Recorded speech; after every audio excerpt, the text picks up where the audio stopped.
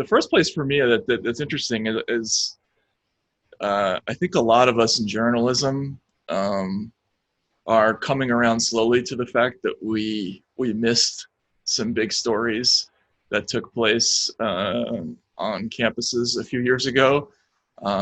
Yours, obviously the one in Yale, but really, we've heard from academics over the years about certain things that were going on, and I think the reflexive reaction among most people in the press, and most of us are kind of liberal leaning in our political orientation, was to say, okay, well, that's a right-wing talking point, and we're going to have trouble selling that story anyway if we try to do it, and so let's not even bother. And so there was a combination of not taking it seriously, and then there's a little bit of like cancel culture already working into the thought process with journalists, because we just knew that we couldn't get that past editors, right? But now, this has come into our business in a huge way, in particular in the last couple of months, as you know. So, people like me, I think, owe people like you an apology for coming around to this late, if anything.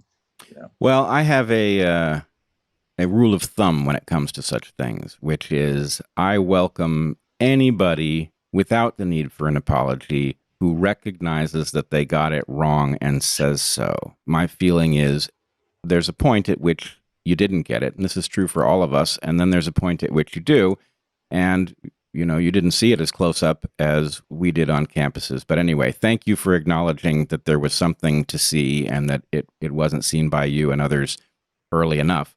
I have to say, from my perspective, it emerged and became very apparent, and there was this experience of trying to alert people to what was coming, and there were so many ways of dismissing it as it's a free speech issue, it's a college campus issue, you're making a mountain out of a molehill, you're a grifter, all the things that get thrown at you.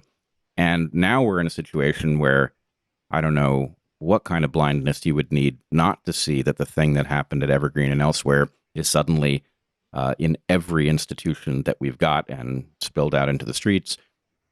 But it is the least satisfying I told you so imaginable.